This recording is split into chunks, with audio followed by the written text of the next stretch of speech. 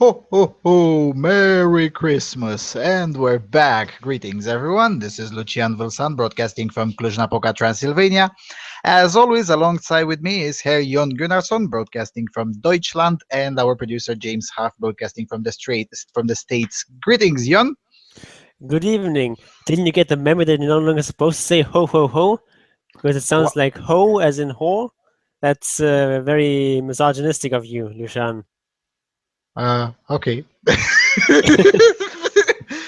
It's not my native tongue, so I get to say ho ho ho. And if you disagree, you're oppressing me. Okay, I guess you have non-native speaking privilege. Yeah, yeah, yeah. Too bad I'm not a gypsy. I could claim that you're a racist too. In any event, it's that time of the month for Google again. Our producer, Mr. Huff, had to work tremendously to make this happen again. Because, yeah, and yesterday I had the same problem myself when I had to broadcast a Hangout. Thank goodness I asked the guest to come around 45 minutes earlier because otherwise. Yeah. How's been the weather on your end? It's been rather cold and I don't like it. I'd like some more climate change, please. It's been like frozen over, and I actually slept in the morning when I went to the house, and Ouch. that was a bit painful, but nothing serious. So that's good at least. But yeah, I'd like winter to be over, please. I've had enough of it. Maybe, Yeah. maybe like some snow on Christmas. That would be nice. But after that, you can just call it quits.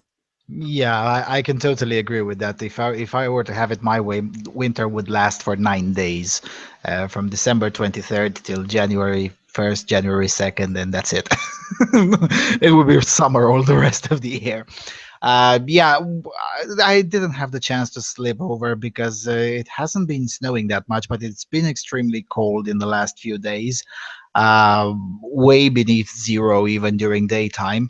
But I was listening to the weather forecast in the car in the radio at the radio, and they said that for the next few days I should expect as high as 12 or 11 degrees in Celsius during the day. That's fantastic. I mean, global warming might be made great again in this area. Yep. All right. Okay. Enough with the chit chat. Let's go straight on the news. It's relatively long news section, but not really that long. Thank goodness. In the last 2 weeks, both have been slow news weeks, because otherwise the news section would have lasted for 4 hours, and we wouldn't want that happening. So, coming from newscientist.com, viruses may have evolved to hit men hard but go easy on women. Is man flu a quirk of viral evolution? Some viruses might cause weaker symptoms in women than in men because it makes them more likely to spread. Many infections cause more severe illness in men than women. Men infected with tuberculosis are 1.5 times more likely to die than women. Men infected with human papillomavirus are 5 times more likely to develop cancer than women. And men infected with Epstein-Barr virus are at least twice as likely to develop Hodgkin's lymphoma as women.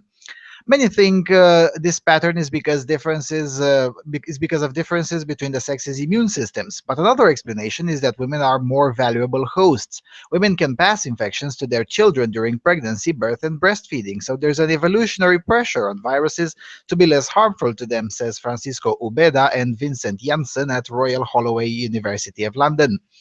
In order for a virus to infect others, it needs to produce more copies of itself in the body. Making their host ill is an unavoidable consequence of this.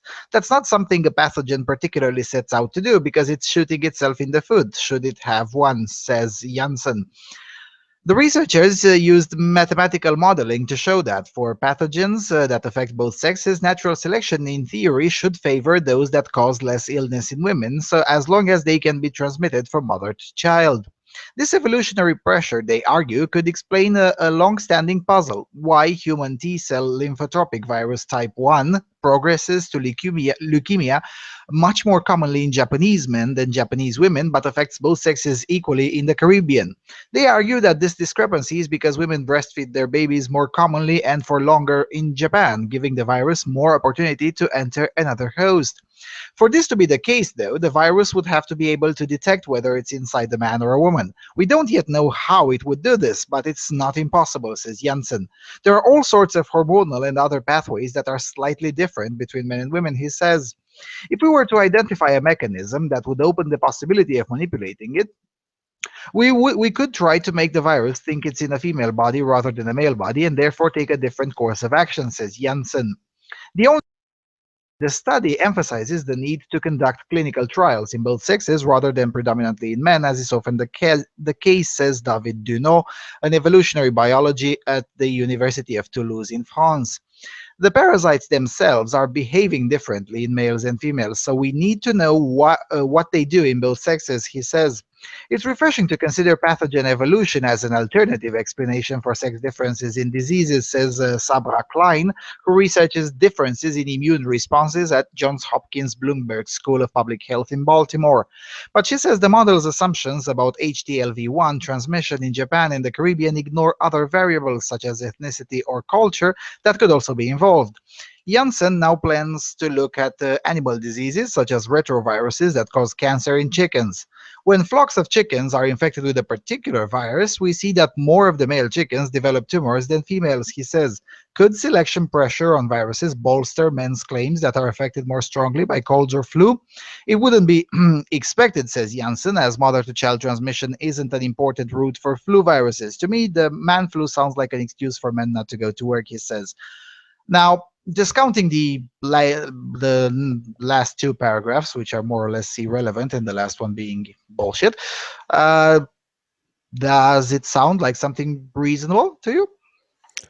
Yeah, it sounds plausible, but that's actually true. Of course, I have no idea, but it does sound like a reasonable explanation. And yeah, that I couldn't find anything that sticks out as being a red flag, so might very well be true. Of course, need further research to actually determine whether it's actually true. Mm. Yeah, the fact that they're using an exclusively mathematical model without too much of a lab research is good enough to maintain a high level of skepticism. It could be true, but yeah. It's basically a plausible hypothesis, but you actually have to go out and actually test it. Hmm. Hmm. Yeah. For instance, Mean Gene says in the chat room that women have hotter core temperature than men, so that could help keeping viruses for longer and thus providing a better environment for them. That is a very good point. And also, testosterone is an anti-inflammatory, which that means some diseases are basically more or less naturally defeated in younger men in particular, in older men not so much. Whereas with others, it makes things worse because, as we know, there are some viruses that react very negatively to anti-inflammatory treatment, whether it's natural or not. Yeah, so I mean, that's just another example that there are definitely lots of biological differences between men and women. And the idea that it's all just a matter of culture, of people's environment is just not true. And it's just so obvious that we shouldn't even have to point these things out, but apparently we still do have to do that because reasons. yeah, because reasons. Yeah, I've just noticed these days on Age of Shitlords, which I know it's everyone's favorite website. They've resurrected a very old piece of news that I was part of breaking it out to the world 5 years ago, namely that several feminist studies departments in Norway had been shut down following a documentary series called Brainwashing, Yarnevask. And in that documentary, and I've seen those claims reoccurring in academia in the last 5 years, and some of them with even more vengeance. This idea that there's basically no difference between how women's bodies and men's bodies react to diseases. There is no difference in anything. Yet at the same time, they complain that not enough women are included in in these scientific trials, which I think is a legitimate issue. There should be more women included there. But they argue it from a wrong perspective. I mean, it's not the equality perspective from which one should argue for more women to be included in trial, but precisely the inequality perspective, the Yep. anti-egalitarian perspective. Yeah, it just doesn't make any sense. If maybe they could argue that due to the social difference between men and women, it still makes sense to have a more equal representation of men and women in as far as trial subjects go. But that case is a lot weaker under this idea of gender as a social construct compared to The scientific case. the reality of sex as being a biological category that is quite important. Yes. Speaking of sex as a biological category, Serbia provides a very nice piece of news. Coming from our most common source, blitz.rs. I like this source because they keep their things short. Even though it's a tabloid, they keep their things short. Their gossip articles are like 5,000 words, and their non-gossip articles are very short, on point. So yeah. So coming from blitz.republika Srpska, Serbia, sorry, voluntary HPV vaccination started from next year. The Ministry of Health has taken the necessary measures to officially start a voluntary vaccination campaign of girls and boys aged 12, stated the Minister of Health, Berislav Vekic. During a public hearing titled The Role and Significance of Immunization Against HPV, he stated that the ministry decided to take that step based on the recommendation by an expert forum on infective diseases and gynecology held by the Public Health Institute. Screening programs will stay our focus along with voluntary vaccination, because only side-by-side programs of primary and secondary prevention reduces diseases and mortality caused by HPV, Vekic stated for the Ministry of Health's website. The goal of the public hearing was to make the public aware of the significance and the possibilities of prevention of cervical cancer and other HPV-related diseases through immunization. Cervical cancer is one of the rare malignant tumors with a known cause. It is caused by the human papilloma virus. Primary prevention that involves immunizing the population of young people, girls and boys aged 9 to 15 against HPV and sorry. The primary purpose of the program is the prevention of HPV in boys and girls aged 9 to 15, and soon to be extended to ages 16 to 18. The HPV also causes other diseases, and the vaccine is the most efficient way to prevent them. In Serbia, 1,250 women develop cervical cancer each year, and 470 die each year. This data ranks Serbia second in Europe when it comes to mortality and fourth when it comes to infection rates. So, nice, I think. Yeah, nice. I mean, yes, this is a thing that affects women worse. So, but that doesn't mean that boys should not be vaccinated. So, I mean, there are still some diseases caused by HPV for boys. They're obviously not going to get cervical cancer, but no, but they're going to get neck other cancer. diseases. Yeah, the neck cancer, for instance, the cancer of the throat. Sorry, that's the expression in English. Throat cancer is caused in both men and women by HPV. So yeah, I mean, there's still some cancer there, and also obviously other diseases, non-cancer related. Yeah, and of course, men who have not been vaccinated can then transmit the virus to women who may then get cervical cancer and other cancers. So even if we just look at this from women's perspective, it would still make sense to vaccinate men. Sorry for laughing. Minjin in the chat room says, "Giving women oral sex will give you cancer, fellas." Yep, that's true. That's actually Literally true. cancer. Yeah, it's literally cancer. Now, obviously, it's not really uh, that often. I mean, Norway had recorded like what 20 cases, so there's probably around 200 to 300 cases across Europe every year, but it's still 300 too many, if you ask me. Especially considering that it's easily preventable. I mean, it's not like Yep. a significant amount of work that needs to be done. All right. Good news from Serbia. Serbia thus becomes the second country in Europe to include the HPV vaccination for boys after Norway. Uh, Hopefully, in 5 years, we'll have a majority of countries in Europe doing that. That would be fantastic. Yep. All right. Let's go to. Oh, the next one is from the triggering department. Okay. Go ahead. Next one is from the BBC. Men's Rights MP Philip Davies voted on to Women's Committee. Tory MP Philip Davies, a vocal critic of political correctness and quote-unquote zealous feminism, has been voted onto the Commons Women and Equalities Committee. The Shipley MP was elected unopposed in a ballot of fellow Tories. He was warned that men's voices are he has warned that men's voices are being neutered and that their rights must be more strongly defended. It is thought some Labour MPs could seek to challenge his nomination, although Jeremy Corbyn has said it is a matter for Parliament, not for him. Mr. Davies has regularly called for more focus in the Commons on men's issues, including suicide rates and educational underachievement among young men, and what he says is the varying treatment of male and female prisoners. In a speech at the Justice for Men and Boys Party's International Men's Conference earlier this year, he attacked, quote, militant feminists and politically correct males who pander to this nonsense, unquote, accusing them of fighting for equality while also seeking special protection when it suited them. His claim that, quote, feminists tell us we do want women to have their cake and eat it, unquote, prompted a backlash on social media.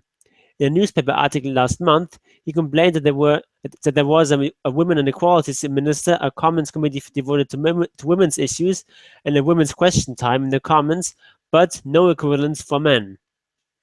His nomination has provoked a lively debate on Twitter, with former Conservative MP Louise Mensch among those to welcome the move, but others questioning why men are even allowed to be on the committee. Mr. Davies is not the first man on the committee, chaired by the former Conservative Culture Secretary Maria Miller. Conservative MP Ben Howlett and Labour's Gavin Shuker are also currently members. The committee was set up last year with a formal remit to examine the expenditure, administration and policy of the Government Equalities Office, GEO, and the government's vital record on equalities issues. So far, it has launched inquiries into the gender pay gap, women in executive positions, pregnancy and maternity discrimination, and the treatment of women in the Commons, among other issues. Mr. Davies, who was elected to Parliament in 2005, was for several years a member of the Culture and Media Select Committee, in which he was known for his robust questioning of witnesses, including regulators and BBC executives. Fantastic. Outstanding. No, seriously, it is outstanding. I mean, I've had the pleasure to meet Mr. Philip Davies personally this summer. I mean, the guy is not the kind of individual who does it just because it brings fame and whatnot. I mean, after all, um, he is doing it because he genuinely believes that this is cancer. He genuinely believes feminism is cancer. And to his luck, his constituents tend to generally believe the same thing, and as a result, he keeps getting elected in the Shipley constituents. So yeah, I mean, great. It's fantastic. Yeah, and I mean, even if he were doing it for the fame or for the notoriety, I Yeah, wouldn't really much care as long as it gets done. And true, if true. if this may inspire some opportunistic MPs to switch to a more anti-feminist perspective, then all the better. Yes, yeah. In fact, he talked about that. Some of it on camera on ICMI, and some of it off the camera. He said that he'll essentially do. He even alluded to the fact that he might end up being a part of the of the Women and Equalities Committee, and we kind of laughed at that time. We didn't think it was really possible, and he said, "Yeah, well, just wait and see. It might actually happen. I'm still not 100% sure, but it might actually happen." So here we are, pretty much a hold my beer moment. So yeah. So yeah, and he basically said pretty much the same thing at the conference. I don't know if it was in front of the camera or after his speech during the Q&A. They said, "Yeah, I would actually enjoy to have even some opportunistic MPs joining me. I don't really exactly care as long as this nonsense starts being questioned more often." Yeah, and I mean, let's be honest. Most politicians are opportunists. They don't Yes. really, they're not really in there to faithfully represent their deep held beliefs, but they're in there for power. And if being an anti-feminist is what gives you power, it's like in the past, being a feminist gave you power, then they're gonna do it. And if the tide shifts in that way, then I'm perfectly happy with that. Yes, and let's not forget that not there is not even the premise of, especially with members of the parliament, and this is true anywhere in Europe, not just in England or in the UK. The premise is not that the politician, the MP, represents his or her own deep-held beliefs, but the preferences of the constituents that elected that particular MP.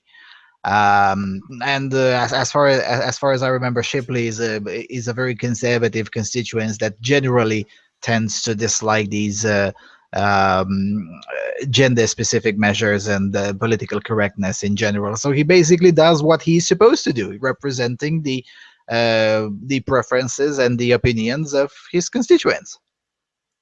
Yep. All right, and since we're at the on the topic of Philip Davies, he also committed another thought crime in the parliament in the last 2 weeks, didn't he? Yeah, it's so this was basically from the week before last. They were just read, and this is from last week. From the Independent this time, although there's also a BBC source. That's basically several different papers covering more or less the same thing. From the Independent, anti-feminist MP speaks against domestic violence bill for over an hour in bid to block it. An anti-feminist Conservative MP has spoken for over an hour against the domestic violence bill in an attempt to block it. Philip Davies, MP, told Parliament that focus on violence against women but not men is discriminatory. He added that attempts to prevent domestic violence are political correctness and sexist against men. His speech lasted for close to an hour and a half in an apparent attempt to filibuster the bill by making it run out of time. Survivors of domestic abuse who were present in the chamber, in a gallery above MPs, stood up and turned their back while Mr. Davies was talking by way of protesting his actions, victims groups said. While addressing the chamber, some MPs in the benches opposite laughed in disbelief, while his Conservative colleagues on the benches next to him turned away in apparent embarrassment. SNP Allied White House, who brought the bill before Parliament, issued a statement after the vote accusing Mr. Davies of acting like a panto villain. MPs were debating whether to ratify the Istanbul Convention, an international treaty on domestic and sexual violence, which would improve protection and welfare provision for victims of domestic violence. SNP MP Alid Whitehouse brought the issue as a private member's bill. It was initially approved by the government in 2012, but has failed to make it into law in the 4 years since. The bill has received cross-party support, and an open letter backing it was published in The Independent, signed by UN Women's Ambassador Emma Watson, UN Special Rapporteur on Violence Against Women Dubravka Simonovic, Labour leader Jeremy Corbyn, and Liberal Democrat leader Tim Farron.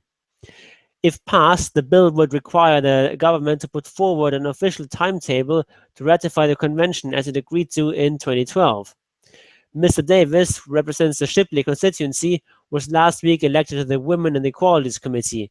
He is a long-standing and vocal critic of women's rights, saying not enough focus is put on men's rights in law and politics.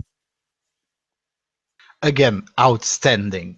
Now, obviously, and I looked into all the papers that covered this particular piece of news. All of them covered it the same way, that is to say, wrong. So let's correct some misconceptions here. Here, MPs were debating whether to ratify the Istanbul Convention, an international treaty on domestic and sexual violence, which would improve protection and welfare provision for victims of domestic violence. That's simply not true. The Istanbul Convention would not improve protection and welfare provision of for victims of domestic violence at all. It would improve, however, the power and the shekels, the public shekels available to institutional feminist non-governmental organizations. That's what it would do. It would not improve the provisions, the welfare provisions and protections for any victims of domestic violence, men or women. So it's just simply wrong. It's almost like the journalist didn't read the convention, which I guess I can pretty much wager on. Also, the critique offered by Mr. Davies is correct but incomplete.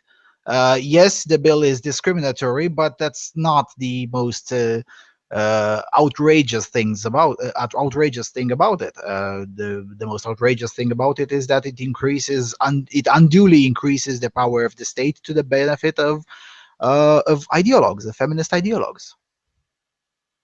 Yeah, but of course, he spoke for an hour and a half. Presumably, he said more than this one thing. I'm I pretty don't know sure he did. Yes. what his entire speech was. I didn't listen to it. I don't have an hour and a half for that. And I mean the idea that the Istanbul Convention might not be some sort of a public spirited and beneficent policy is not exactly news to me. So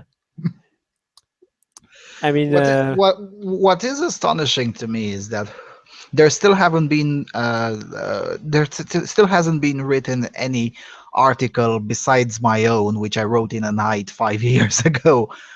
Even if you look now for the Istanbul Convention, the only critical analysis, decent enough in English at least, available is the article that I wrote 5 years ago. It's astonishing to me that nobody has taken the time to look at this document even more. yeah, it seems like this is supposed to. It says that it's supposed to protect women from domestic violence. That's all we need to know. That's therefore we're in favor of it. Yeah, We don't yeah. really have to look at any of the details. Presumably, if people were really that concerned with the violence against women, they would be extra careful to make sure that this bill actually does what it says. What it's supposed to say it does. They would actually want to make sure that it actually helps the victims rather than just putting money into the pockets of some NGO. But apparently, it's not so much about actually helping the victims. It's more about promoting the right kind of beliefs. It Mm-hmm. seems. Yeah, it is. It is virtue signaling as policy. And virtue signaling seems to have replaced virtue. It seems to have replaced actual virtue almost entirely in the last couple of decades. And particularly on this topic, I would probably direct everyone to listen to Paul Elam's latest video, 10 Rules for Men and Women. Somewhere in there, he said something like, perception is everything that matters. So if the policy is perceived to help women, even though it doesn't, and arguably in some particular cases it might actually harm women, it doesn't matter. If it's perceived to help women, nobody will object to it, or almost nobody. Yeah, and that's it's basically the 30-second rule. If you can explain something in 30 seconds, then it's something you can get done in politics.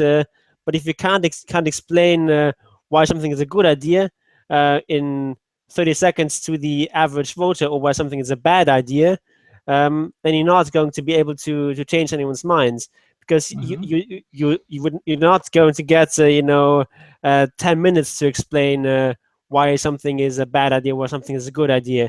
If it can't be explained very, very briefly, then it actually doesn't matter in terms of policy, for the most part. At least in terms of things that sort of the average voter actually cares about. A lot of actual politics stuff that happens sort of behind closed doors, where it's just experts negotiating things.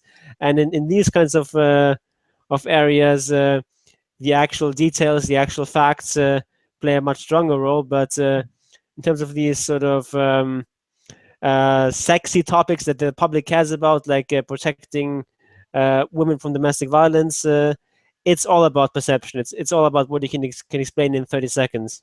Mhm. Although in some cases lately, and by lately I mean in the last decade, and particularly in the previous current year in 2015, it seems that the 30-second rule was reduced to the one tweet rule.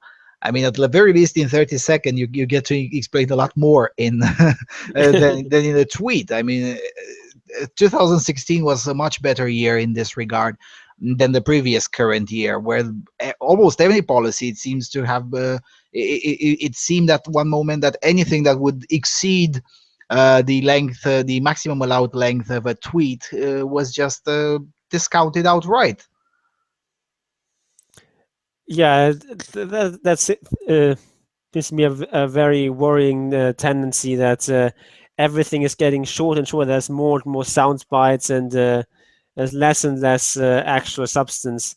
I think Mhm. Twitter is just of all the social media platforms, I think Twitter is just the worst. It's just so, Yes.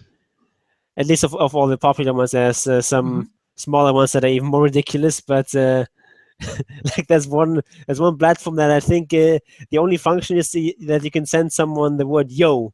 Yeah, yeah, That's the only thing it does. yeah, and you can also send the yo with a picture and with your location. So Uh, so that shit is even more stupid than Twitter, but of the major platforms, Twitter is definitely, I think, the most harmful one, and it's Yeah, the speaking of yo, I don't know if you've seen my video about it. no. The guy who made it, he made it as a joke in one night, and then someone told him that he should use it to apply for an investment grant at some bullshit conference with the posh investors, and he got $2 million for it. Not joking, not joking. I use the example of the Yo app constantly as an example of absurd techno optimism, and basically to express why I hold the tech industry in complete and utter disdain. The Yo app is a very good example of that. Twitter is another a good example. I mean, at the very least, Facebook is making money, minuscule profits, but at least it's making money. Whereas Twitter is still losing money to this day and will continue to lose until it's finally buried, which I hope it's going to happen in 2017. Now back to the topic of the Istanbul Convention. The fact that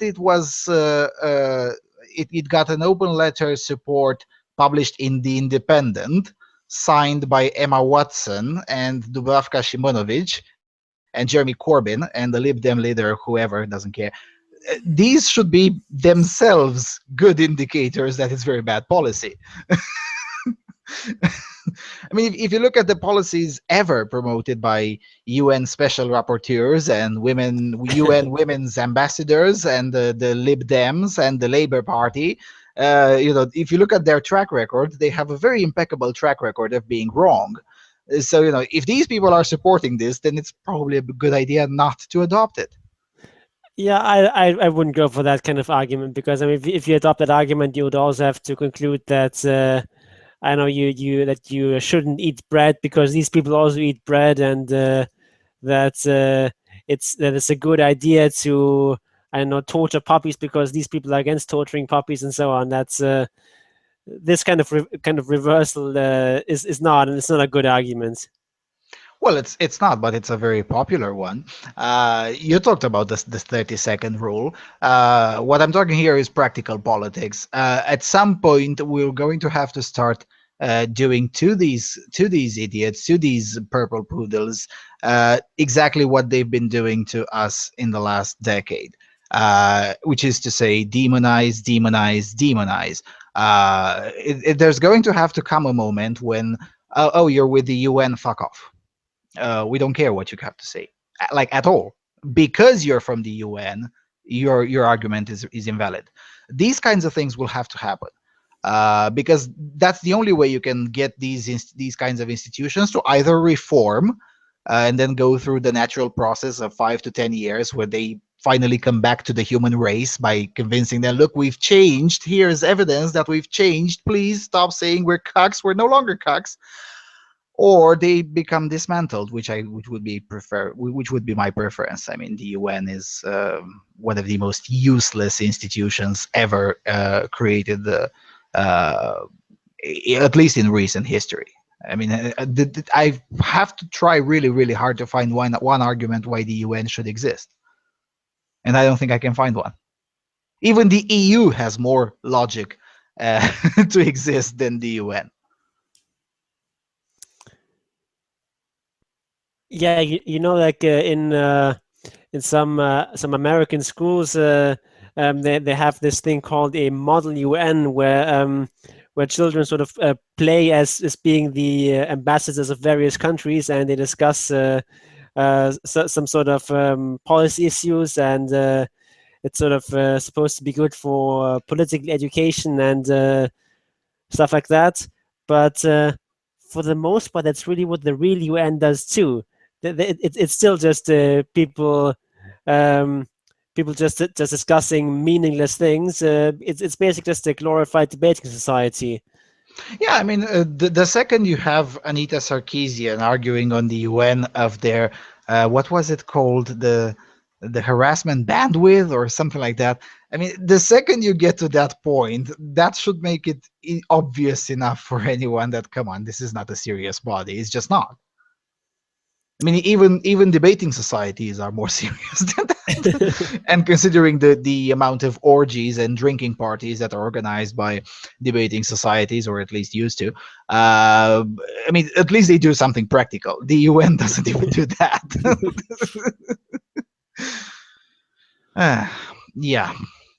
Anyway, I really do hope that Mr. Davies can continue to influence the parliament, and maybe slowly be part of the turning the tables against these, turning the tide against political correctness. I don't know if he'll necessarily succeed in blocking the Istanbul Convention, but even if he doesn't, at least it would be one of the first bollocks policies like this one that actually had to pass after a fight, rather than unanimous claptrap agreement, great national communist assembly style. Yep. Which they usually do. All right, Yep. let's go to the next one. Okay, the next one is an essay from Tagesspiegel from Germany. It's called Der Hochmut der Vernünftigen, or the hubris of the reasonable. Maybe it was not such a great idea for Roman Emperor Claudius to also try to conquer Britain, or to also conquer Britain. A few decades later, the Roman Empire spanned from Scotland to Sudan, from the Caucasus to the Iberian Peninsula, a territory whose defense demanded an enormous expenditure of money, materiel, and men. Approximately 2,000 years later, an American scholar coined a term for a great power overestimating its capacity, putting too much on its plate, and spending its resources unwisely: imperial overstretch. This phenomenon is considered a precursor to the fall of great empires. In another empire, namely the United States, liberal opinion molders have spent the time since the presidential election discussing whether their own sanctimoniousness and their blindness for the needs of Trump voters might have enabled his success in the first place. Following the debate, one might get the idea that there's a kind of moral imperial overstretch. The forces of liberalism wanted to be everywhere and achieve progress in every corner of the globe, but without possessing the means to repel a sudden attack. The phenomenon of imperial overstretch is not limited to the USA. No one will be able to advance society without having some sympathy for those left behind by progress. Even the advancement of rights, the ending of discrimination, and gains in emancipation produce losers, or at the very least perceived losers, who can unleash enormous political power. For instance, the Berlin-based political scientist Timo Lochocki has analyzed the experiences of Western European social democrats with questions of migration and asylum. He found that wherever the issue of refugees, dominated public discourse, and the Social Democrats managed to push through their progressive humanitarian course instead of forcing compromises to limit immigration, they tended to lose the ability to get majorities. Those social democratic voters of a more authoritarian bent, who felt that they were no longer heard, went and looked for others to represent them. Um, Skipping a bit here. In the German discourse about refugees, a curious phenomenon has emerged. It is precisely those who argue for a culturally diverse and heterogeneous Germany, who tolerate hardly any deviation from their own opinion, and who are quick to accuse anyone of racism who even mentions the limited capacities for receiving refugees. Among all SPD politicians, Olaf Scholz has best described the disastrous mechanism that is at play when dealing with right-wing populists. This summer, the mayor of Hamburg and the party's vice chairman emphatically warned his own party against equating the AfD, the Alternative for Germany, with Nazis or getting worked up over the party's very existence. This, he believed, was grist on the mills of the outrage machine. Skipping another couple of paragraphs. The coalition agreement of the SPD, that's the Social Democrats, the Left, and the Greens in Berlin serves as an instructive example of what happens when self-anointed forces of progress are in charge. It actually includes gender mainstreaming as a requirement for transport policy. Over several pages, measures to improve the lot of lesbians, gays, bisexuals, transsexuals, transgender people, intersex people, and those who see themselves as queer are listed. These groups are summarized with the alphabetism LGBTTIQ*. Moreover, there are provisions on how, quote, diversity and queer competence, unquote, is to be achieved in public service and in schools. In short, the agreement reads like a catalogue of governmental re-education and cultural hubris. Berlin's partner cities are to be criticized if it seems necessary in light of their violation of LGBTTIQ* norms. By the way, the coalition wants to prevent sexist advertising even in private spaces through the formation of an expert committee.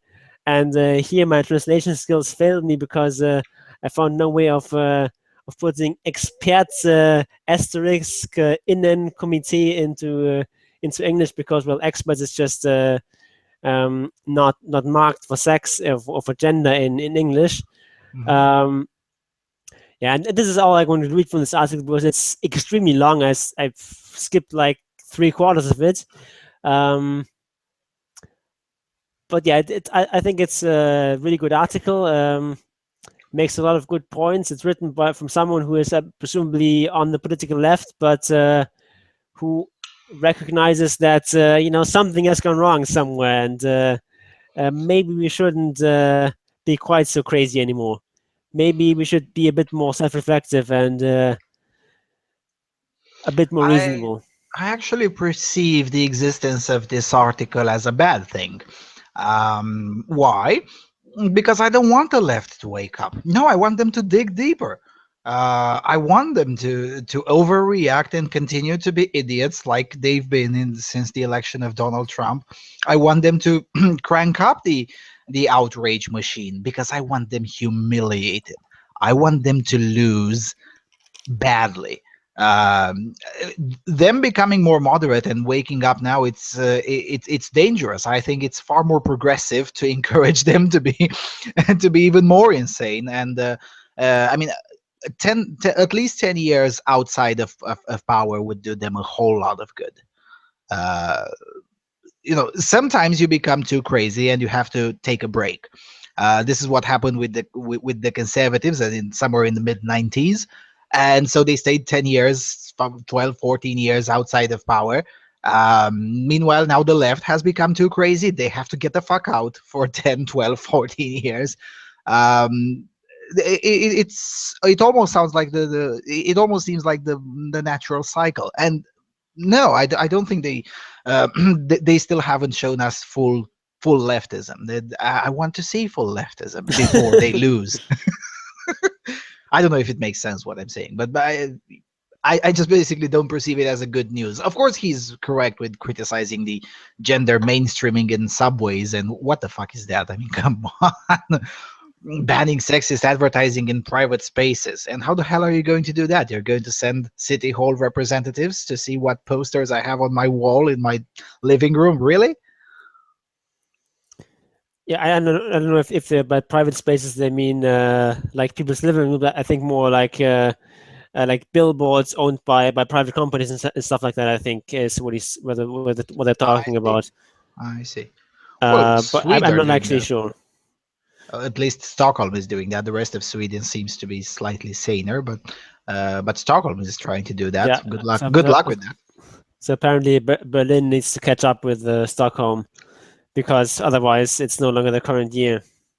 Yeah, and considering the fact that the local authorities in Berlin are virtually identical in views with the local authorities in Stockholm, I don't think it would be too long until they catch up with it.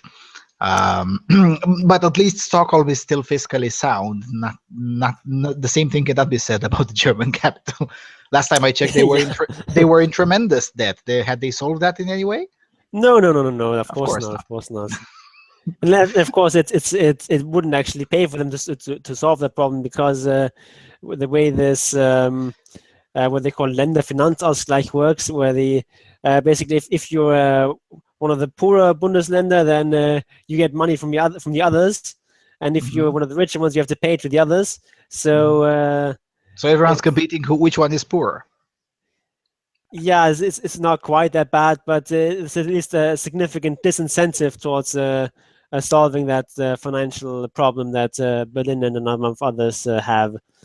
Um, Hmm. yeah, but on the wider point that you made about this the existence of this article being a bad thing, I can see where you're coming from, but I disagree. I don't want the left to be completely crazy. I want the left to have uh, to offer reasonable perspectives, to offer a reasonable counterweight to what the right has to offer. So I do not see myself as being a part of the right or being on the right. Although of course not a leftist by any means, but I, I wouldn't really put myself anywhere on this sort of traditional political spectrum. There's a lot of crazy things in both the left and the right that I vehemently disagree with, and I dislike this situation where the left has become so crazy that I'm almost like I'm almost forced to support the right just because it's not completely insane, and I don't like that. I Well, I would really do. like I would I really love like it. it. I would really like it if the left became a bit more reasonable again, and um, because I do not actually want to see this um, sort of a backlash be, be, because there's a lot of good things the left has achieved, and I wouldn't want these things to be trampled on.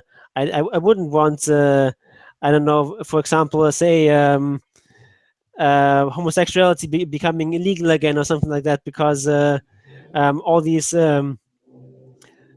genuinely good things that have been achieved primarily by the left would in some sort of counter movement be rolled into one as being leftist policy and therefore to be eliminated. I wouldn't want that to happen.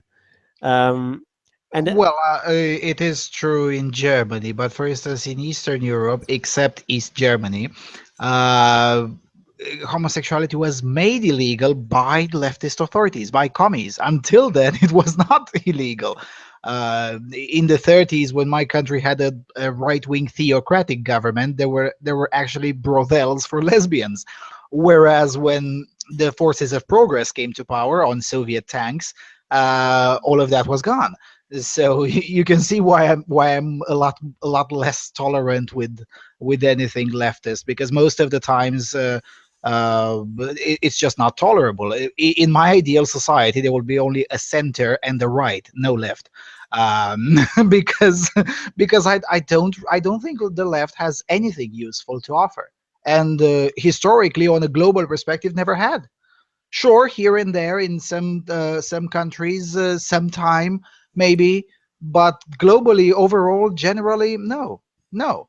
In the U.S., the same thing. Slavery was a policy of the left. So I'm just not that tolerant. I guess you're a lot more tolerant than I am. I mean, I guess it depends a lot on how we want to define left and right. I mean, if we go back to like the 19th century, it's um, we go back to the 19th century. Guess the left was more the liberals, the people in favor of small government, of uh, who were tended to be opposed to monarchy, and if that is what you mean by left, then I guess I'm a leftist. But No, that's why terms like collectivist versus individualist are a lot more a lot more realistic and a lot better to use, especially when discussing huge historical periods. So if it's a collectivist, count me out. If it's an individualist, I want to hear what they have to say. So in the 19th century, the individualists were the liberals. In the 20th century, the individualists are usually the conservatives. So yeah, count me in with the individualists, count me out with the collectivists. yeah, I would tend to agree with that. Okay, should we move on, or do you have Yeah, any? yeah, I guess we could move on to another collectivist policy. Coming from Britain, from the Daily Mail.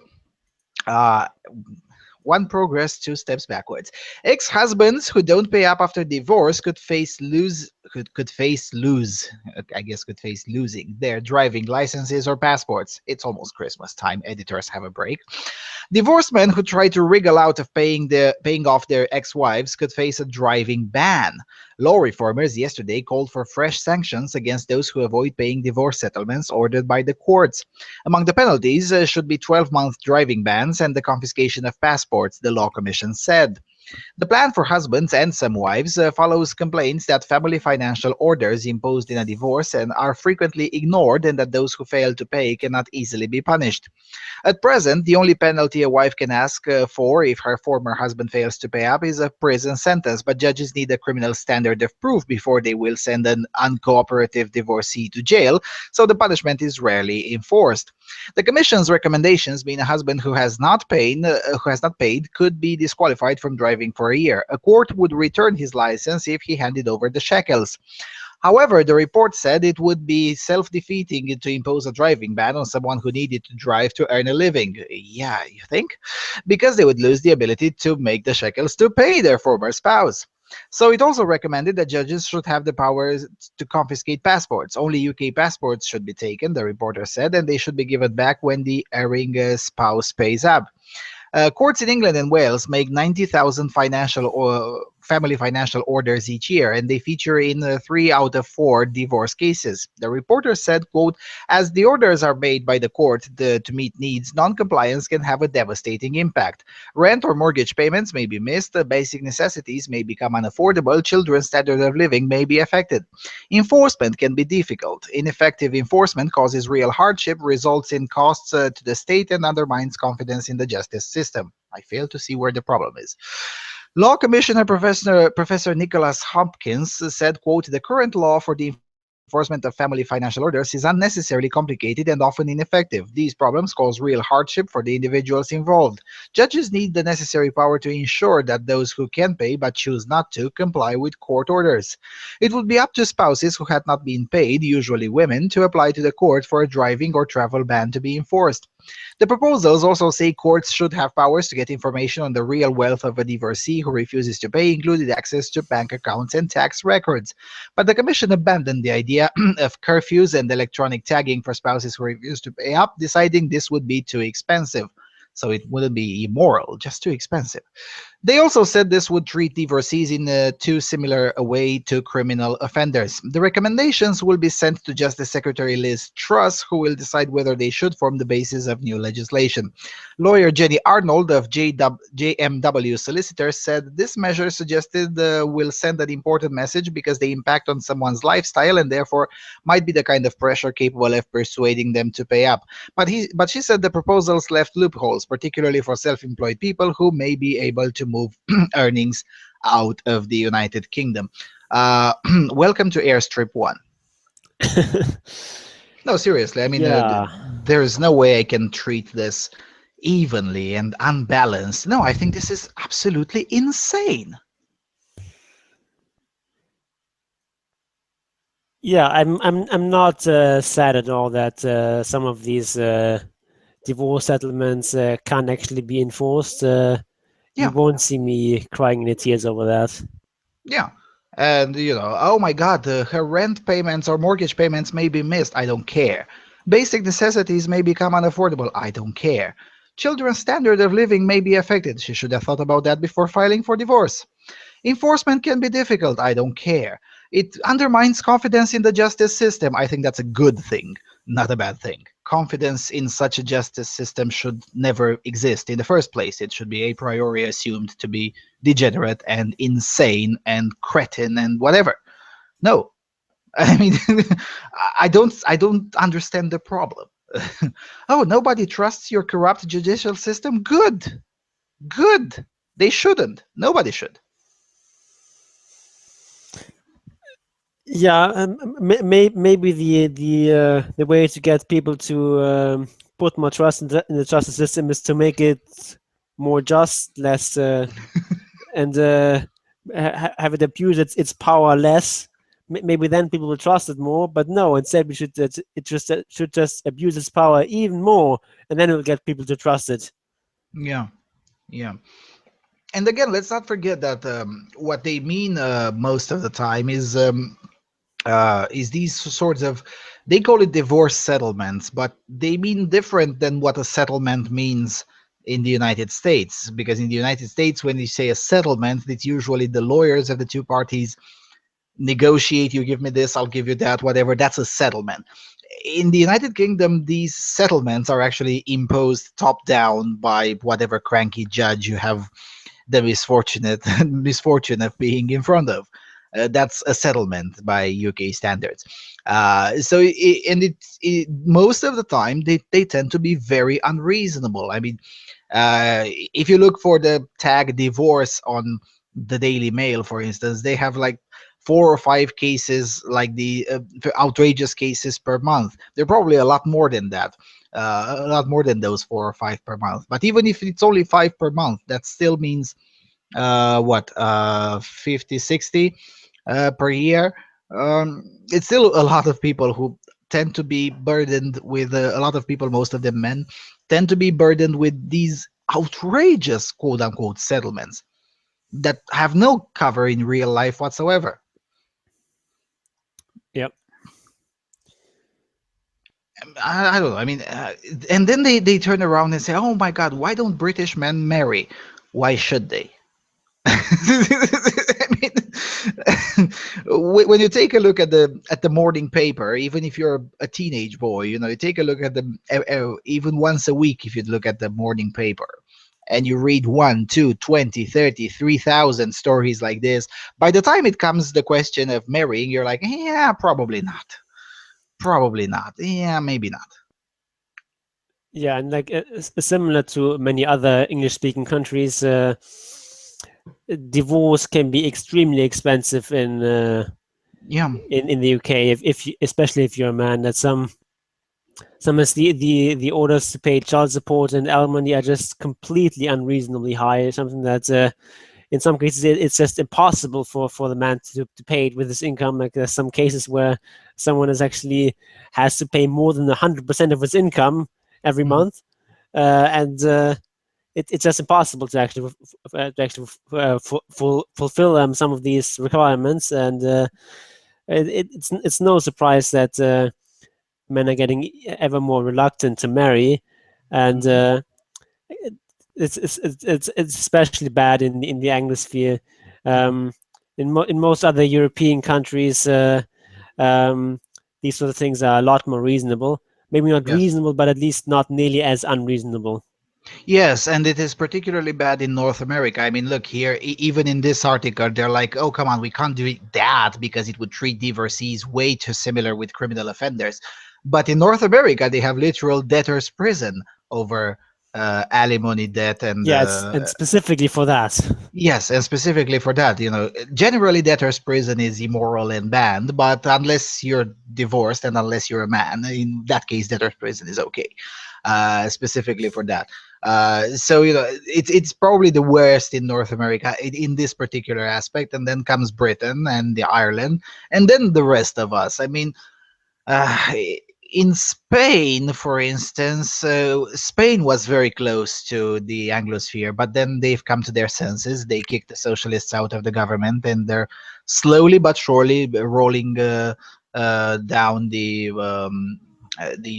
famous Ley contra la Violencia de Género, and they're starting to somewhat resemble more their neighbors rather than the United States in this particular aspect. But still, I mean, as you said, in most of Europe, it's usually alimony is mostly abolished in most of Europe, and child support is usually calculated by the amount that a child actually needs rather than as a percentage of the income.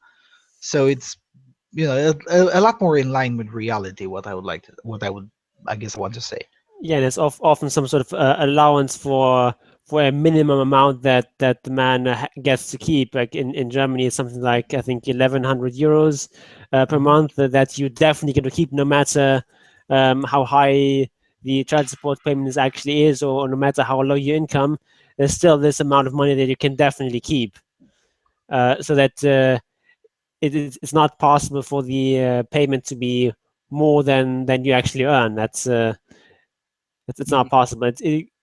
It's not possible to live like a luxurious life of that amount of money in Germany, but at least you're not going to get homeless or go hungry or anything like that because of child support payments. Yeah, something like that is here too. Although in theory there is no minimum amount, but in practice, I have yet to read a judgment that even approached 50% of a man's income. Most of the time, it's only with the very poor cases, it's somewhere around 50% of the man's income. But most of the time is very manageable. And but then again, the system, and it's probably the same in Germany too, the system here usually tends to encourage mediation, private mediation. It tends to encourage some sort of mutual understanding. It doesn't have those inbuilt incentives for an adversarial thing. Yeah, and that's just really baffling to me. Why the um, why the Anglophone systems have that? That just seems like it's just an obviously bad idea to have it everything be so adversarial and so little focused on actually working with each other and I mean that's especially if there's children involved. That's really what should happen in all cases where it's in any way possible that the mother and the father work out some kind of arrangement that is mutually agreeable and that's just obviously better for both parents and for the children. Mhm. Um, it just seems obvious to me. I think I know why things have devolved, I would say, rather than evolved this way. Let's not forget the United States is the country where you can sue anyone for anything. I mean, that's why you see, on soap, for instance, warning: please do not eat this product, because some douchebag ate some soap and nearly died, and then after he survived, he sued the company because he didn't know that you shouldn't be eating soap. And I'm not joking. There are actual. I mean, this is an actual case, and this is not the only one. I mean, there have been so many. This is the nature of the common law in general. It seems that a common law tradition has pretty much encouraged this in all areas of life, not just family law. Encourage this thing that you should sue for anything, perceived or otherwise. You should just sue. And this encouraged a lot more people to settle their disputes in a court of law rather than amongst themselves. And of course, the lawyers came in and say, "Oh, we can make shekels out of this." So they continue to encourage even further, even more individuals who had disputes to settle them in a court of law rather than amongst themselves. Yeah. It's like lawyers are probably my second least favorite profession after politicians. Yeah. But then of course the most politicians are former lawyers, so it's So there's that. it's kind of a wash. Yeah, it's a Venn diagram there. Whenever I hear lawyers, it comes to me the scene from the movie Wall Street, if you remember it. I don't think you can. Made in '91. With Danny DeVito, and some judges blocked one of his transactions that was actually perfectly legitimate, but because there was still some old socialist judges left in the U.S. By that time, and he had an army of lawyers, and he's like, how the hell could this be possible? I'm paying you a lot of money just to prevent this from happening. And then he shouts to his lawyers, you know what happens when capitalism gets fucked up? The commies come back to power. Yes, they're still there, even though we're now seem to not find them anymore, because it was just communism had just fallen in the world at that time. And he's like, you know what the commies do first thing when they come back to power? They shoot all the lawyers. But maybe that's not so bad. So whenever I hear lawyers, that scene just rolls into my mind. And, I tend to smile a lot, and I'm like, yeah, maybe that's not so bad. All right. Let's go on the free speech front a little bit. Oh, we're moving very fast, amazingly. So. We're moving very fast, yes. This one is from qz.com. Germany threatens to fine Facebook 500,000 euros for... Oh, sorry, actually, we skipped one, right? The next... No. Oh, no, yeah, you did. Wait, yeah. And I did. Next the next one. Is yours, yeah. Yeah, sorry about that. Anyway, we're going back to the free speech. That one is a lot worse. This one is pretty clear cut. Coming from Daily Star. Girl gang in sex assault on footballer. Sick women stripped star and filmed the ordeal. It's very poorly edited article. Thank goodness it's short. The trio met the stranger on a night out before luring him back to one of their homes. They plied him with vodka until he passed out and then sexually assaulted him in a bizarre attack. Footage shot by the trio showed them dancing as they molested their victim. A judge warned Brogan Gillard, 26, Paige Cunningham, 22, and Shannon Jones, 20.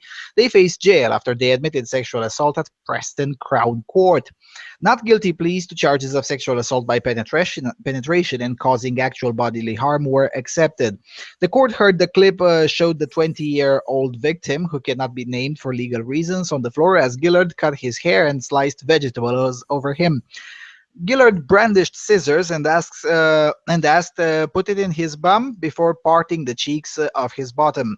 Though he felt pain, there was no serious injury. The victim did not wish to give evidence in a trial. All three from Borough in Furness, Cumbria, will be sentenced in January and were told to sign the sex offenders register.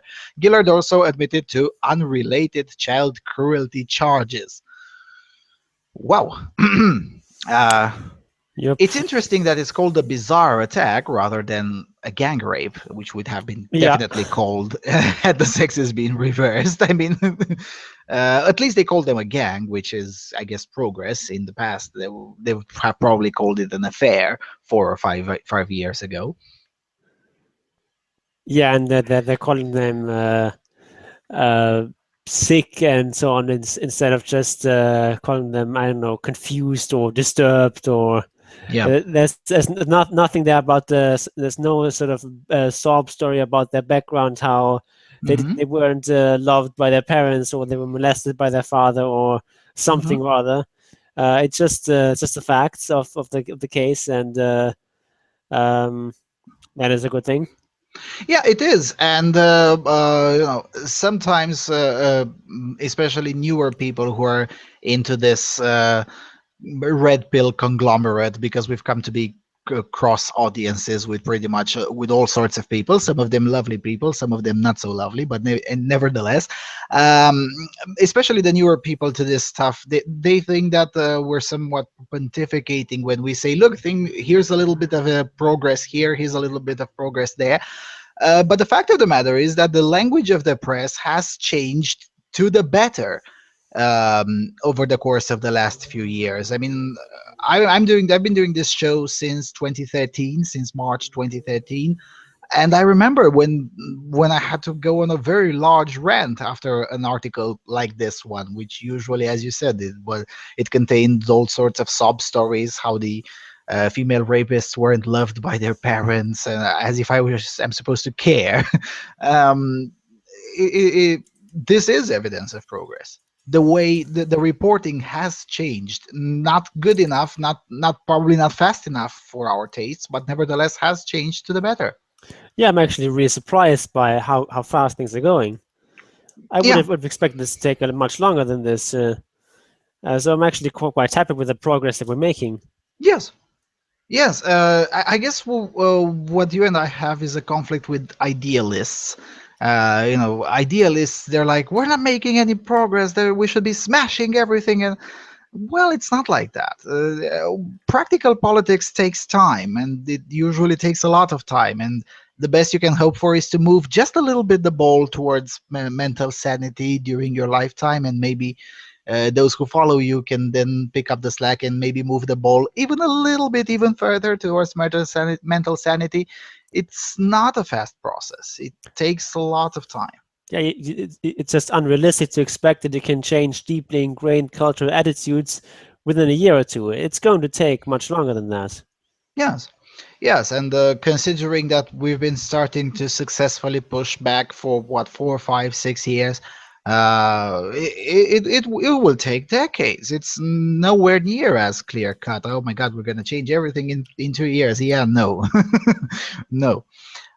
So yeah, in this regard, I mean, the only reason probably why we still select these kinds of articles is to look at how they report them. It's not the case itself. These chicks are probably guilty. They're probably going to jail. They're already on the sex offenders registry. Good.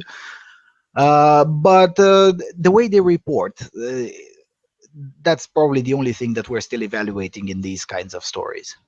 Yeah, and I mean, at the end of the day, it has taken several decades to screw up sex relations as badly as they are now. It's Hmm. going to take several decades to unscrew them. Yes. Or at the very least to get closer to sanity. Maybe we're never going to unscrew them entirely, at least not during our lifetimes. But if we can make some sort of unscrewing going in a few decades, that would be fantastic. Yep. Yep. All right. So yeah, kudos to the Daily whatever Daily Star, which is, by the way, a minuscule tabloid, which usually has cancerous articles, but not this time. Okay, now let's go to the free speech Okay, let's live sector. up to our foreshadowing, uh, putting in all sorts of literary devices here.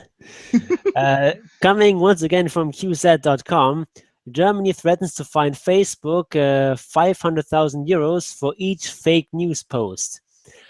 Earlier this week, Facebook said that it would be partnering with fact-checking sites like Snopes to help weed out the fake news that has been plaguing the site in recent years. But it seems that Germany is not confident that self-regulation will be enough. The chairman of Germany's Social Democratic Party, Thomas Oppermann, has suggested a new law that would require companies like Facebook to set up an office in the country that would deal with fake news and hate speech at all hours of the day. According to English language version of the German news site Deutsche Welle, German legislators are considering whether to institute a policy that if Facebook's local office did not delete the news item or hate speech within 24 hours, the social network could expect a fine of 500,000 euros per item. The move is partly in response to fears that fake news posts could have an effect on the German parliamentary elections taking place in 2017, according to the Financial Times. Facebook has repeatedly said that since the November 8th election of Donald Trump in the US, that fake news on its site, which has roughly 180 million users in the US and Canada, could not have affected the election. Facebook's insistence that it's not a media company, even though it's suspended foreign news outlets and blocked iconic war photographs in recent months, comes at a time when it was revealed that the 20 highest performing fake news stories outperformed the 20 most read news stories from legitimate news outlets.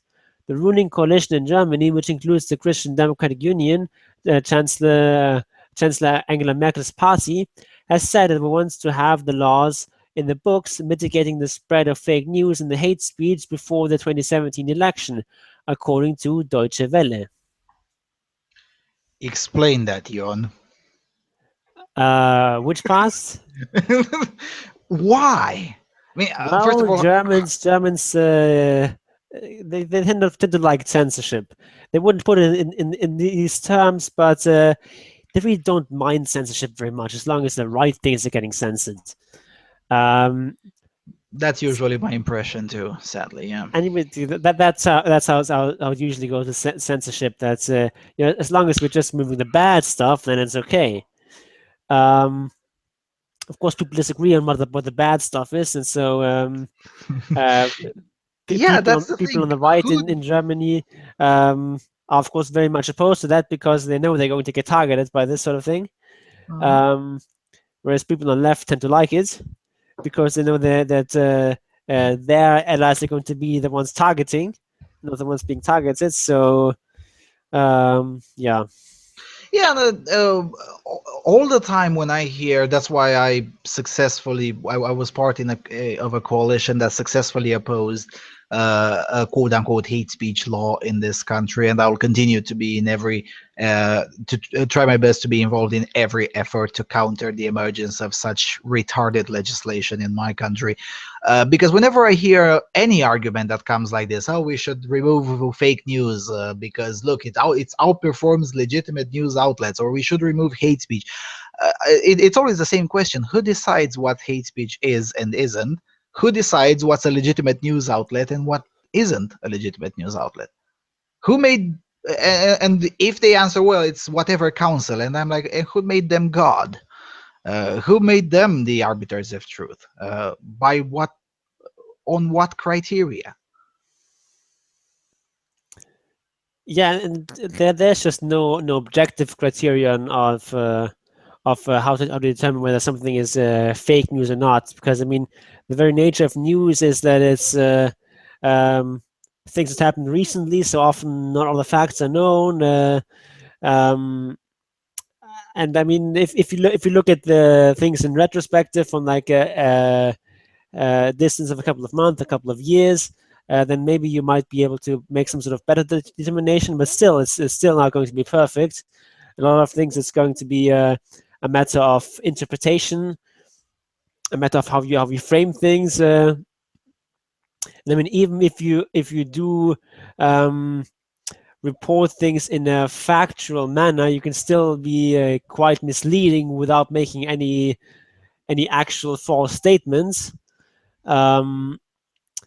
And the way you weight these sort of things is going to be very controversial, and no matter what sort of rules you come up with, you're never going to have something that is just beyond reproach that that no reasonable person could disagree with, and therefore I think we should just not have it at all. It's just it's not going to lead to good things.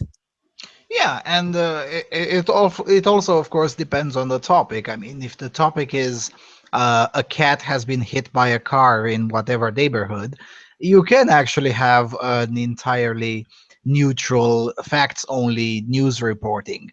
But if it is a story about, I don't know, political repression in Syria, it's always going to attract some sort of partisanship one way or the other, or usually multiple ways, because there are multiple parties interested in that particular story. So it does depend on the topic. And again, this idea that I mean, it's very interesting. 5 years ago, when people like me would argue, look, most of the mainstream media is leftist, is partisan leftist, and they lie whenever it suits their interests. At the time, that was a conspiracy theory. Now it's an absolute fact. I mean, even the leftists admit it. But my problem is not that of course, at one moment they were saying, oh, there is no such thing as media bias. Media is completely objective. No, it's not. And it's okay if it's not. Nobody is completely objective. Everyone has their own biases. I would rather have 50 sources, all 50 of them with their biases issued straightforward. Look, these are our biases. These are our conflicts of interests. Here's our story. That's how the press used to work in the 19th century and most of in the first half of the 20th century. And we're slowly moving back to that model, which I think it's a good idea. The internet pretty much has enabled that. And as more and more people turn to the internet, they're going to find themselves into this 19th century press model where you have, a YouTube channel with this biases, a YouTube channel with this, because now YouTube channels are pretty much TV stations, more or less. Yeah, and I mean, if you look at, and let's say Huffington Post, they don't disguise the fact that they're on the left. If you Yeah. look at, say, Breitbart, they don't disguise the fact that they're on the right. Yeah. It's there in front, and that's fine. And people can then look at the news story that they have, and then read it with the knowledge that this comes from a left wing source, or this comes from the right wing source, and then use that as a filter to recognize where potential bias might be. Yeah, that's why I always say that I respect the Huffington Post a lot more than I respect New York Times, because the Huffington Post is upfront with its bias, whereas the New York Times still insists that they're doing independent and nonpartisan biases. Fuck you, no. Uh, whereas Slate, Salon, Huffington Post, these are very respectable publications in my opinion, because they're very honest with their bias. Now, sure, the overwhelming majority of the things that they publish, I consider them to be cancer, but at the very least, they're honest with their cancer. Welcome to the Huffington Post. This is the position of the far left. Enjoy. That's okay. Whereas with CNN, with the NY Times, with BBC, with many of these outlets, with France 24, they're very dishonest about the fact that they're biased towards the left. Same goes with with Russia Today. I mean, it's in the name. You know what kind of the perspective you're going to get there. They don't presume, even in their their motto is the Russian perspective on the news. That's fine. They're upfront with their bias. They don't have to. I don't have to assume that they're entirely honest or they're entirely bias free. They're honest. Look, nobody's bias free. We're biased from the Russian perspective. That's fine. And I think we should have more not more bias, but more outlets that are honest with their biases. Yeah, of course, the Russia Today is more the Kremlin perspective rather than just Russian perspective, because I mean, there's more than one opinion in Russia. Fair enough. But Fair yeah, enough. of Fair course, enough. But then again, it's a public knowledge that they're funded by yeah, the yeah, Kremlin. So it doesn't take more than two brain cells to rub together that yep, it's the Kremlin perspective. Whereas NPR, for instance, which is funded by the United States government, still comes in. Oh no, this is a bias-free programming. No, it's not. No, it's not. And why pretend that? yeah. Just public spirited broadcasting. It's Yeah, no. Yeah. I mean, as for the policy per se, let's talk the policy a little bit per se. How the hell do you enforce it? I mean, Facebook could just say, now, of course, they won't, because Zuckerberg is very cozy with the Chancellor Merkel, but he could just say, all right, fair enough. Facebook is now away from Germany. Now what? And Germans would then use, of course, VPNs and all sorts of other means to still get in on the social network, just like the Chinese use. I mean, there are like 150 million Chinese users on Facebook, and Facebook is banned in China. There are like 45 million Iranians on Facebook, and Facebook is banned in Iran. So Facebook could just do this, say, okay, fair enough. We're not going to get your the office in the country to remove whatever posts you think they're fake news and whatever your stupid law says. We're just gonna get out from there and ban all the .de IPs from accessing our social network. Yeah, they could do that, but of course that's going to be quite an inconvenience to German users. I mean, of course they can get VPNs and so on, but um, these kinds of barriers will definitely lower the amount of users in Germany by quite a bit.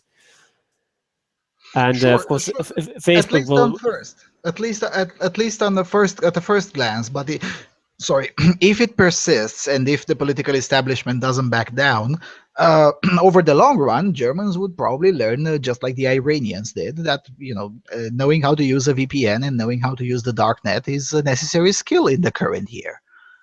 5 years ago, very few Iranians knew how to use a VPN and the dark net. Now all Iranians know how to use a VPN because it's a necessary thing if you want to surf the internet in a decent manner from the Islamic Republic.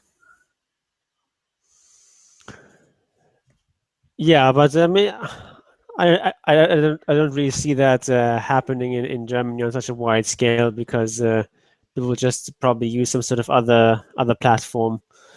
Um, but yeah, what I think most likely is they're going to have.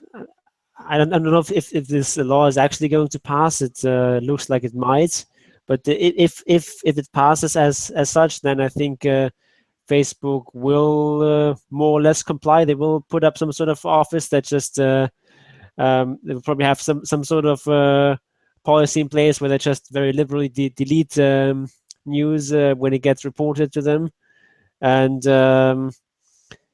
all the German users are just going to get basically screwed of having all sorts of interesting news posted on the feeds. Um, yeah, and that's just really stupid. But I do not think that Facebook wants that sort of confrontation with the German government. Well, I think they should, because the only way they could comply with this and avoid being fined, it would be to just have a very, very short, minuscule list of links allowed, and then delete everything else. Because, again, in this current format, if you don't delete whatever hate speech item within 24 hours, you'll get 500,000 fine per item. That's a very, very steep fine, and considering that the amount of traffic that exists in Facebook, it would take an enormous amount of manpower to sift through everything and make sure everything is perfectly lawfully compliant and whatnot. The costs that it would take in wages to pay people to sift through all of that is so big that at one moment you're like, if you find me, it costs me this. If I have to employ people to avoid being fined, it costs me all around the same amount of shekels. Let's balance that against how many shekels I actually get from Germany.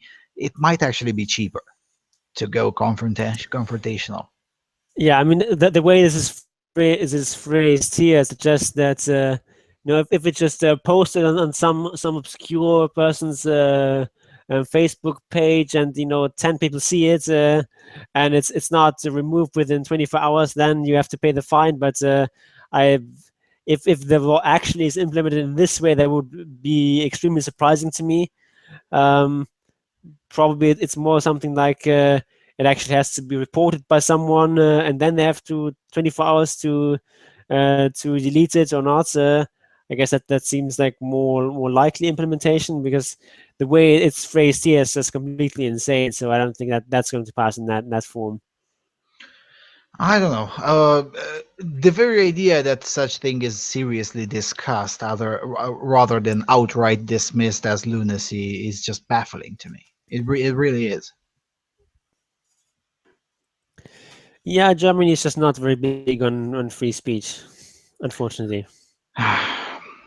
What the fuck are you doing there? Make them. All right. Let's go to Um, oh yeah, I have the wrong link in the file. The right article, but the wrong link. Anyway, coming from Quartz, from also QZ, the largest all-female expedition to Antarctica, aiming to combat sexism in the sciences, has set sail. Obviously, this is from the silly place. Whilst educators continue to look for ways to get more young girls interested in science, the issue of gender equality in STEM persists at the later stages as well. There are high rates of attrition, according to a recent paper by United Nations Educational, Scientific and Cultural Organization. Women account for 53% of the world's bachelor's and master graduates, 43% of doctorates, and only 28% of researchers. And women often are stuck with junior positions in scientific research fields, with men filling the majority of senior positions. According to research published by the Office of the Chief Scientists of Australia, only 17% of STEM professors are women, while about 40% of junior STEM academics are female.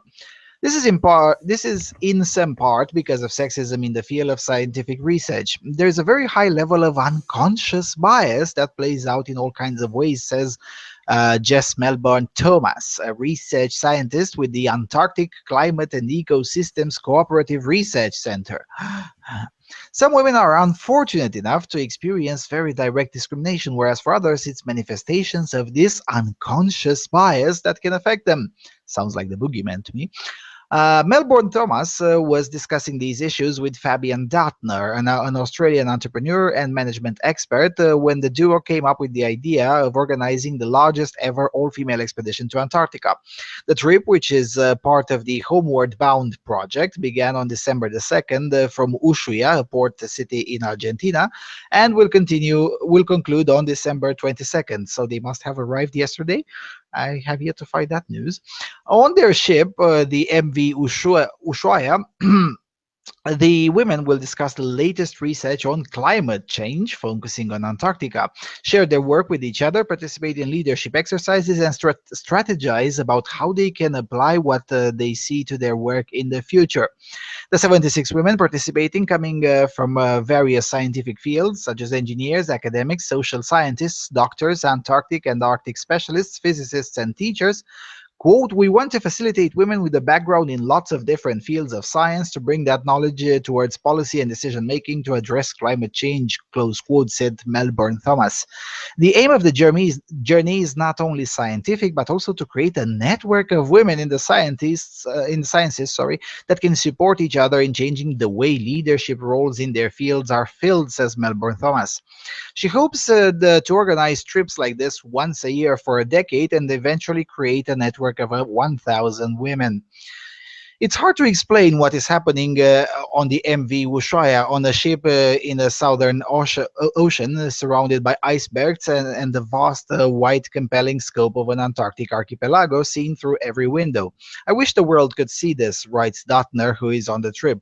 Already the women are talking about developing a crisis management project for homeward bound women, where critical events can be shared, sorted, and managed by the women together.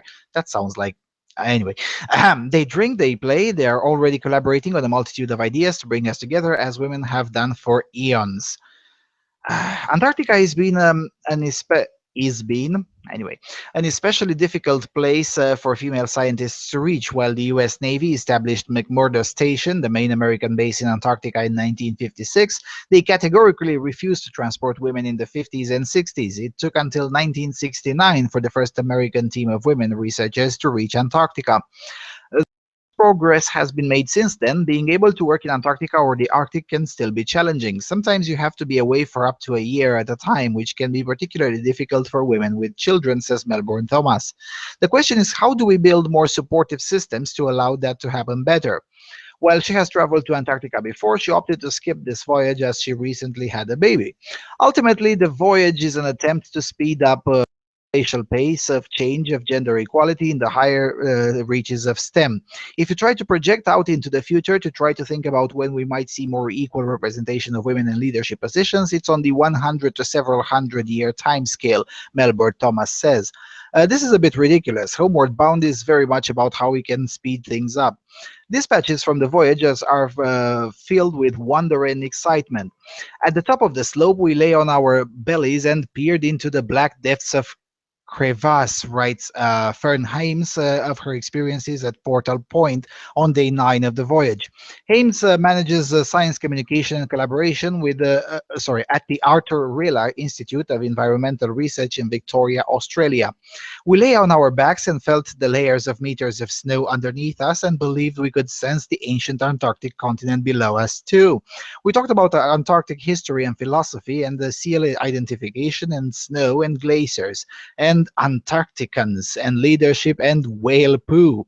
We were overcome with the raw, wild, intense beauty of the place, close quote.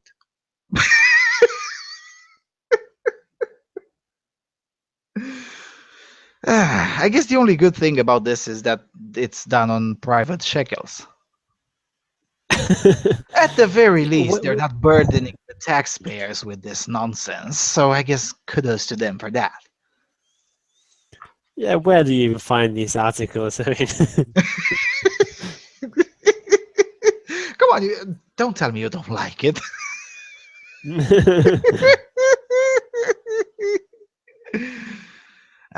Well, you should read Quartz magazine more often. I actually had to decide. This one was the best out of the 4 candidates for the silly place. Yeah, it's like you think about these stereotypes about Frenchmen walking the streets with the baguettes under their arm, and then you go to France, and there's actually people out there doing that, and it's glorious. So you actually think about what would happen if you put in the 70 feminists and send them to Antarctica, and then this article comes up and and they start thinking about whale poo. Yeah.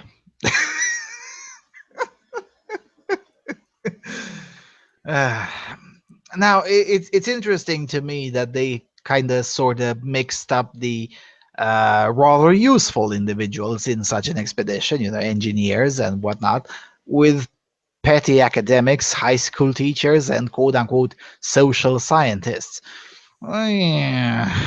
Yeah.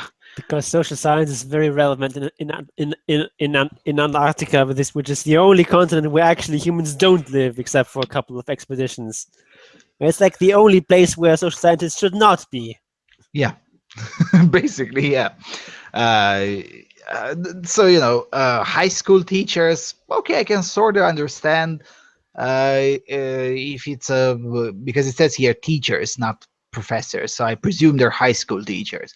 I don't know. I guess it could be funny if your geography teacher in the 10th grade tells you, I actually was once in Antarctica and things look kind of like this. And I guess that's sort of useful, although still too expensive to do it. But social scientists, as you say, there's no people there. Could you please get the fuck out of there? Literally the worst continent to visit if you're a social scientist. Yeah, well, maybe they invited the social scientists and they came up with the idea of talking about whale poo. Yeah, and talking about Antarcticans and so on. Yeah, that definitely, that's literally something that a social scientist would say.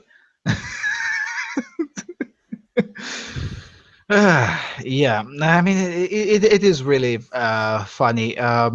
Now, what I genuinely don't understand is, to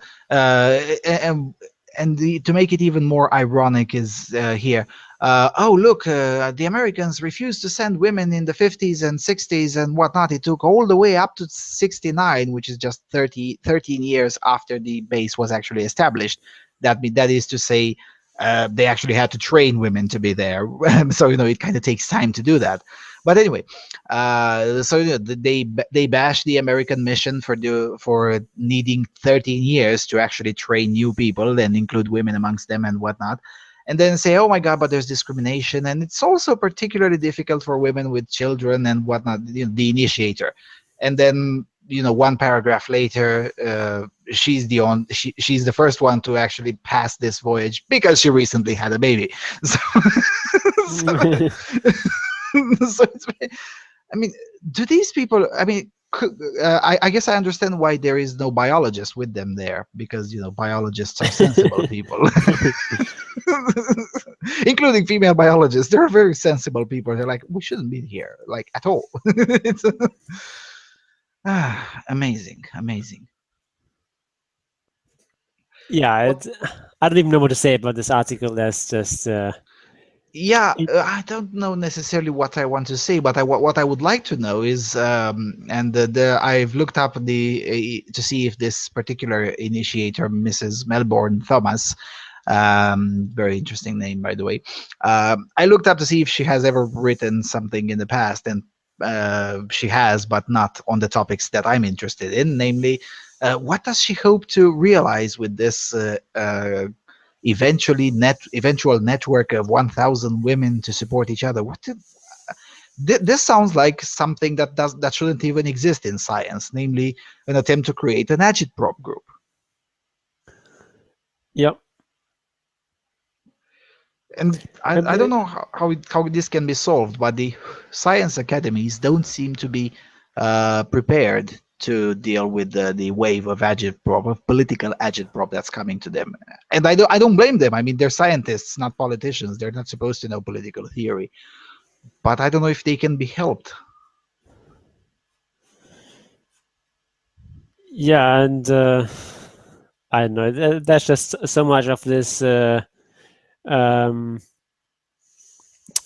of this kind of agitation of all sorts of attempts to get special treatment for female academics, and a lot of this is successful. So I don't know. For all I know, this this network of 1,000 women is going to be quite successful at furthering the careers of these particular women. It's probably not going to be a good thing for science, but that is, I guess, secondary. Yeah, but that's precisely my concern. I mean, we can laugh about affirmative action in whatever, but when it comes to science, especially the critical segments of science that actually do move the civilization further, when you subvert those with political agitation, that tends to negatively affect everyone. So that's why I'm a little bit concerned with this, because the current scientific establishment is simply not prepared at all to deal with the wave of of agitprop, of political agitation that's coming towards them or has already come. Yeah, I think you're right about that. And so far, the only solution that seems to work is what Sir Tim Hunt did, namely to say, well, fuck you all. And he moved to Japan, a place which is significantly more sensible than we are in the West, namely that they don't actually care if their scientific establishment is 99.9% male. They only care about the results. And it seems that Japan, South Korea, China, these are the only places where such shenanigans simply don't work. Whereas in the rest of the world, whether it's Europe, it's Australia, and even South Africa, and of course North America, in these places, this kind of agitation seems to just work. Yeah, and maybe these Asian countries are going to lead science in decades to come, but Probably. it seems that like at least so far there hasn't been that much or that many really top level scientists produced by Asian countries. Like that there's a lot of very highly educated people in Asia who do really well in the various sciences and math and so on. But if you look at the very top, the top couple of people in each field, you basically don't find any Asians anywhere. And it's quite interesting question why that is. And I don't have any good answers to that. Maybe it's something about these Asian countries are adopting a more collectivist outlook on life. That's less focused on individual excellence. Maybe that's something that contributes there, but um, I don't know if that can really fully explain this sort of gap um, between the very highest levels and just the like competent scientists, um, where the Asian countries is doing really well. Mhm. So it's going to be interesting to see if the Asian countries can catch up to the West in terms of top level scientists. I suspect, and I have no conclusive evidence for that, but I suspect it is a period where the West is slowly declining, but still most of the in terms of scientific achievement is slowly declining, but still working very well out of inertia and as more and more agitprop is being introduced into the science academies in the West, it's going to decline even further, but it will still work very well out of inertia for several decades, whereas these East Asian countries, Japan, China, South Korea, are still are continuing to climb up. So they're basically growing. The West is either stagnating or slowly declining, and eventually they're going to be somewhat equal. And then, if this political agitation and this trend of turning everything, the police, the sciences, everything, turning everything into a social agitation and social progress institutions. If this trend is not curbed, eventually, probably the Asian countries will eventually exceed the West. But I suspect this trend will take several decades, at least 2 decades. It's not going to be quite overnight. Yeah, certainly not. Yeah. So yeah, I guess that was pretty much it. Well, we've been extremely efficient. That's impressive. Um, I guess Merry Christmas to y'all. Uh, I don't think we should make a show the next. I think this could be the last one for the current year. I mean, Yeah, December 30, it's going to be quite crowded. Yeah, I don't know. Maybe not. So the probably next not. Yeah. January 6th is theoretically the coldest day in Eastern Europe. So I guess January 6th, next show. Yeah, sounds good. Sounds good. All right, then, with that said, Merry Christmas to all of our listeners and a Happy New Year. And I guess I'm out of things to say, but I'm pretty sure you do. You're not. Yeah, I also want to wish you all a Merry Christmas, have good holidays, a good Happy New Year, and in the meantime, take the red pill. See you next year. Take the red pill.